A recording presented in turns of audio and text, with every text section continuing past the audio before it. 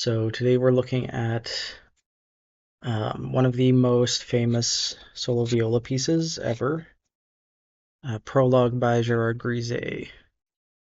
And you can see it's on quite large paper in landscape. At the end of my PDF here, I have the performance notes in Italian, French, English, and German in 4 columns. So yeah, this is not our first Gérard Grisey episode. We've done a number of them, but it's been a long time. I encourage you to go to these episodes if you'd like to um, explore more of Grisey's music, and also this episode if you want more of the composer's biography, stuff like that. He's like the father of French spectralism, which was a contemporary music movement in the late 1970s, early 1980s. So, yeah, this piece is like part of his larger cycle called Les Espaces Acoustiques, which goes from the smallest, the smallest instrumentation you can think of, to like a grand orchestra. So this is the first movement. That's why it's for one player. And interesting that the composer decided to choose the viola as the solo instrument. A lot has been said about that. Like, for example, the viola's tone is more akin to electronic instruments. So that takes a little bit of explaining. If you don't know, the viola, because it has to be held upright, is not the body of the instrument is not actually big enough for the lowest notes of the instrument. So that low C, if you wanted to project that with the same tone quality as a violin, you'd need a much larger instrument. So that's sort of the characteristic sound of the viola, which, from the perspective of someone looking at spectrograms of different instruments, the viola has a very weak fundamental, and accordingly, the upper partials of those low notes are more prominent, just because the fundamental's weaker. And I'm talking about the low register of the instrument here. So a big feature of this piece is this low B, which is the low C string tuned down a semitone. And then all the notes on top of it are partials of a harmonic series. But what's interesting is that B is not the fundamental. The fundamental is actually an E. So this is like the third partial, which is the floor of this like little exploration, you could say. So yeah, a lot of interesting things in the notation. I probably shouldn't wax on too much, but it kind of has this trajectory of getting more and more inharmonic, right? So the first page, it starts more harmonic, and then gradually in all parameters of the piece, chaos is introduced, and it gets more inharmonic, and then the climax of the piece is more noise based. And it's quite long, actually. So it really takes its time and has a very slow pacing. So yeah, looking at it might interest you to know the performance notes from the composer. So differentiate clearly between breath marks and fermatas. Speed up or slow down each phrase slightly within the indicated limits. So this is talking about the proportional notation. Articulate well the crescendos and decrescendos in order to avoid rhythmic monotony. And then there's like this quarter note with a tenuto. Yeah, at the beginning you have these notes. There's a note in each phrase that it has a tenuto over it, which is the center of a swell. So you have to accentuate those. All the echo notes should be of strictly equal duration. For the intonation of the beginning of the piece, refer to harmonics 4, 5, 6, 7, 8, 9, 10, 11, 12, 13 of the harmonic series over a fundamental of 41.2 hertz. So that's the low E I was describing. The note A quarter tone sharp should be thought of as a lowered A sharp and not as a raised A. That's because that's the 13th partial, I believe. Or no, that's the 11th partial. Yeah. Because 12 would be the B, right? We have different durations. They're semi-proportional, but if there's a slash through the stem or the beam, it's as fast as possible. And there's also proportional notation with slower note values, with horizontal lines. That's sort of taken from, like, this stuff I think is kind of taken from Penderecki and like sort of 1970s experimental composers.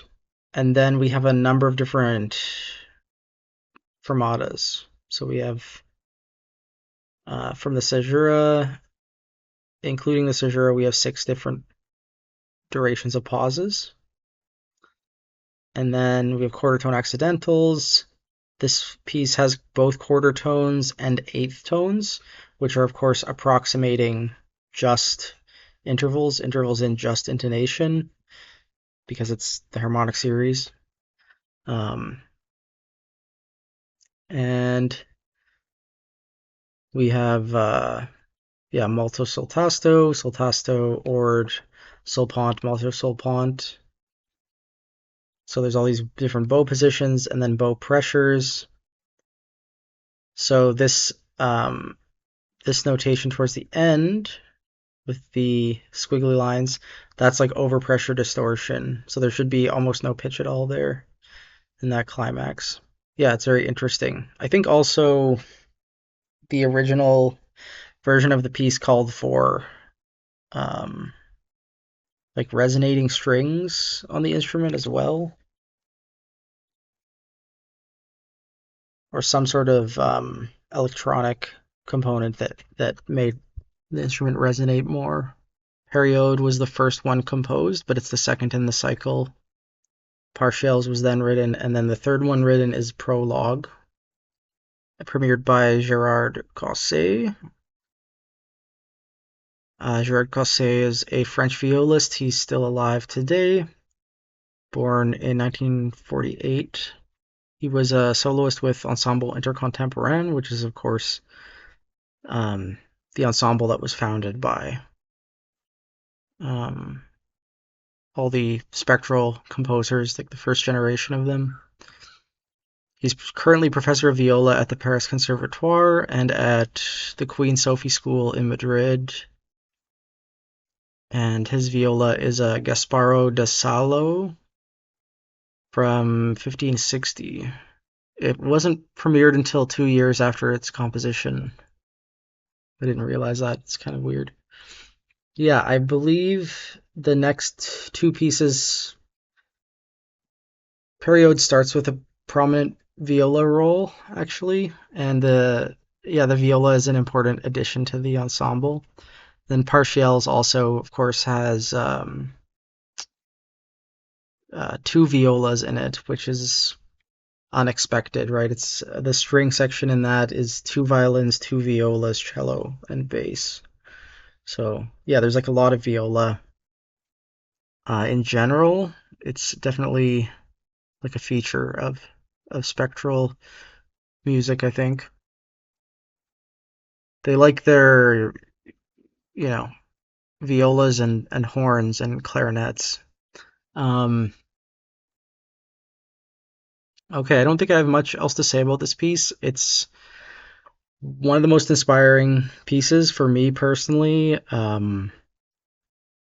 I discovered it during my master's, and then I think I wrote about it I know I wrote about it in my dissertation when I did my doctorate, and you know, I could probably study it in more detail, but it's very inspiring nonetheless. So I hope if it's your first time that this really opens your ears. After the post listen today, I'm also going to talk about my thoughts on the three viola pieces we listened to over the past little while, and I will also figure out what the next genre is that we'll tackle on the channel after that. So yeah, okay, nice. So a little bit anticlimactic because when you go straight into periods, you skip a big portion of the ending. So that's what this recording did. It's going straight into periods, which is fine. Um, but yeah, my thoughts on this listen. Um, a lot of people talk about the opening of this piece, um, but I really, really like this transition section, and it's kind of fascinating, even how it appears on the page. All these different gestures introducing the glissando, and yeah, I thought it was really interesting how once you get to this point where you're just accenting a gliss, you start to become more aware of the timbre of these strings, and then you get all the noisiness, and then this really quiet section where you explore the harmonic series on single notes, right? By slowly changing the bow position. And it's like incredibly, incredibly quiet for a long time in this last section. Um, yeah, I forgot that he explored the whole timbral range of the instrument like that. And the overall plan is really fascinating. It's he clearly has like an agenda. I mean, this the first two pages are interesting in their own way, but I think the way that they introduce partials one at a time and like change up things, it's a little bit more predictable. This shift on the third page is way more interesting in my opinion. That's when the piece starts to get the ball rolling, I think. Yeah, my thoughts on these three viola pieces. So we did the Barak Perelman, the Julio Estrada, and then this. I thought they were all really good. Um, and from a variety of times, so like 2020s, 1990s, 1970s. So yeah, not a bad way to explore this instrument. I kind of wish I had more solo viola stuff, but I think these three are really useful, especially if you want to compose for the instrument for the first time. Um, yeah, that's about all I have to say.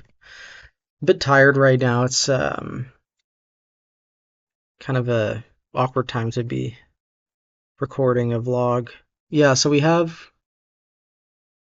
9 categories left. I also found a bunch of physical scores of piano pieces in my parents' house, so we might revisit the piano series if once we run out of these. But yeah, the two biggest ones are all the solo clarinet stuff and all the solo violin stuff. So those are the two big categories right now.